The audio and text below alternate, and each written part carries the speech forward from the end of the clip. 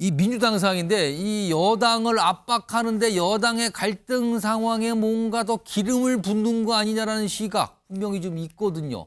몇 가지 카드, 세 가지 카드로 정리해 소개해 드렸는데 그런데 사실 민주당이 엄격히 따지면요. 이재명 대표의 사법 리스크가 여전히 진행 중인 거거든요. 그런데 최근에 트럼프 당선인 4건에 대해서 기소가 돼서 재판도 받고 있고 막 이런 상황이었는데 이게 다 그냥 사라져 버렸다 그러네요.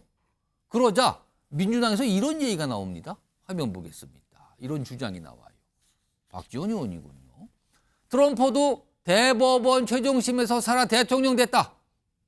정권 교체 후에 이재명 대표 중심으로 뭉쳐 투쟁할 것. 트럼프 당선인 케이스 상황을 약간 빗대서 얘기를 하고 있거든요. 자, 그럼 트럼프 당선인과 이재명 대표의 상황 좀 비교 좀 해볼까요? 그 그림이 있습니다. 뭐 숫자가 트럼프 당선인은 4, 이재명 대표는 5개인데요. 일단 트럼프 당선인 4건의 기소였거든요. 근데 여기 보시면 뭐 대선 결과 뒤집기 최근에 기소가 기각됐어요. 그리고 기밀문서 유출 혐의는 검찰이 기소를 포기했어요. 그리고 2건에 대해서 재판받고 있는데 이거는 재판이 무기한 연기되거나 아예 선고가 연기됐어요. 그냥 언제 할지 모르게. 다 지나가 버린 겁니다. 대통령 당선과 함께. 지금 이재명 대표 5건의 재판이죠. 마지막에 이제 법카까지 추가해서 기소가 돼 재판에 들어갈 건데 지금 선거법은 1심 나왔고 위증교사도 1심이 각각 나왔는데 각각 징역형과 무죄가 나온 거죠. 그 남은 진행 중인 거죠. 이렇게 뭔가 기소되고 재판받는 게 많다라는 공통점은 있어요. 요건데 이런 상황에서요. 앞서서 박지원 의원은 트럼프 당선에 빗댔죠.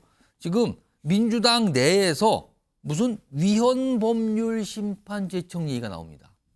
목소리부터 좀 들어보겠습니다. 아직 당 차원에서 논의가 됐거나 대표님이 요구를 했거나 뭐 법률위원회에서 세부적인 검토를 하거나 그러지는 않은 상태입니다. 그러니까 살펴는 봐야 할 것 같은데 네. 아직 뭐 다른 분들이 하는 말씀에 대해서 지금 깊은 연구도 없이 가타부타 얘기할 단계는 아닌 것 같습니다. 아하. 아이디어도 아이디어지만 충성 경쟁이죠. 이건 그래요? 좀 너무 법조인으로서 좀 너무 무리한 얘기입니다. 왜냐하면 예. 자주 적용되지 않는 법조항에 대해서는 위헌 심판을 신청해서 예. 재판부가 보더라도 이 조항은 이때까지 우리가 적용을 많이 안 해왔는데 아하. 뭔가 다른 법 체계가 문제가 있다. 이렇게 생각하면 재판부의 어떤 직권으로 예. 이제 위헌 재판을 신청하는 거거든요. 근데 그러다 보니까 민주당이 신청한다고 바로 뭐 재판이 정지되거나 예. 받아들여지는 게 아니에요. 지금 위헌 법률 심판 제청 선거법에 대해서 그런 얘기가 주장이 나온다는 거죠. 민주당에서 화면 좀 보겠습니다. 이런 얘기예요. 선거법 위헌 소송 주장까지 지금 나온다는 얘기가 나오는데 위헌 법률 심판 이런 걸 제청하는 걸 검토한다. 그러니까 이게 헌법에 맞는 법률인지 따져보겠다는 건데요.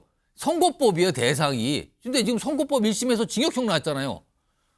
제청 신청을 하고 항소심 재판부가 2심 재판부가 판단 후에 헌법재판소로 가서 헌재 가게 되면은 어떻게 되냐면 헌재가 결정할 때까지 재판이 중단돼요. 선거법 재판이 멈추는 거예요. 이런 거 지금 생각하는 거 아니냐. 이런 얘기가 나오는데 강성필 부위원장 이거 어떻게 된 겁니까 지금? 이제 저건 사실 이 선거법에 대한 개정에 대한 문제점이 있다는 것은 여야를 막론하고 아주 오래된 숙제였습니다. 예. 근데 공교롭게 지금 이재명 대표가 공직선거법으로 특히나 1심에서 유죄 판결을 예, 유죄 징역형이 네. 나왔단 말이에요. 받았기 때문에 이게 오해의 소지가 커진 왜 거예요. 하필 이런 주장이 지금 나오는가? 맞습니다. 그런데 저는 개인적으로 이게 중도층에 있는 국민들은 사실 오해를 할 소지가 큽니다. 예. 쉽게 말해서 이해 충돌이 되는 거예요. 예. 하지만 많은 민주당의 지지자들은 또 어떻게 생각을 하냐면 예. 원래 지금 이재명 대표가 처했던 재판과 관련된 쉽게 말해서 사법 리스크는 예. 이 대장동이라고 해서 몇 천억이 오가는 어떤 그야말로 대형 비리 사건 때문에 이게 시작된 거잖아요. 예. 그러면 이 과정 속에서 이재명 대표가 돈을 받았는지 안 받았는지 사실 그게 중요한 거잖아요. 예. 그런데 그것을 가려낼 생각은 안 하고 갑자기 새 길로 쫙 빠져가지고 공직선거법에서 사람을 아냐 모르냐, 예. 뭐 압박을 받았냐 안 받았냐, 뭐 이런 걸로 빠지니까 이거 애초부터 무리한 정치적 기소였다라고 하는 많은 당원과 지지자들의 요구가 있기 때문에 이건 아이디어 차원에서 지금 아직 제대로 검토도 안 된 겁니다. 예. 그렇기 때문에 아직 설익은 건데 이걸 이제 여권에서는 국민의힘에서는 오히려 유죄니까 그러는 거 아니냐라고 이제 공격의 빌미를 이제 이용하고 있는데 아직 섣부른 이야기다 이런 말씀드리겠습니다. 그러니까 이재명 대표가 1심에서 유죄가 나온 이 선거법을 헌법재판소로 가서 따져보자는 주장이 하나 나왔는데 선거법을 아예 개정하자는 건 이미 발의가 됐어요. 화면 보겠습니다. 지금 뭐 2건 정도 발의되는데 아예 제일 중요한 거는 허위사실 공표죄를 아예 삭제하자는 거예요. 이것 때문에 유죄가 나왔거든요. 지금 김철 교수님 이거 어떻게 봐야 됩니까? 일단은 그 트럼프 케이스와 좀 틀린 게요. 예. 트럼프 대통령 같은 경우에는 선고를 받은 게 없었거든요. 예. 그러니까 어쨌든 배심원단의 유죄 판결이 있었지만 실질적으로 형량을 결정하는 선고가 되지 않았지만 그건 없었어요. 이재명 대표 같은 경우는 1심에서 지금 유죄를 받아놓은 상태거든요. 예. 그렇기 때문에 아마 민주당 측의 전략은 어떻게든지 최종심까지 가서 유죄 판결이 확정되는 것만 막자. 예. 그러니까 지금 내년까지 2심하고 3심이 예정돼 있는데 공직선거법 같은 경우에 3심의 대부분까지 가는 것만 무조건 막자는 거거든요. 예. 그래서 두 가지 전략인데 하나는 재판 지연시키는 전략이죠. 예. 하나 재판 지연시키는 전략은 위원 제청을 신청해서 시간을 끌고 또는 재판부 기피 신청이라든가 예. 재배당 신청을 해서 계속적으로 늦추는 부분.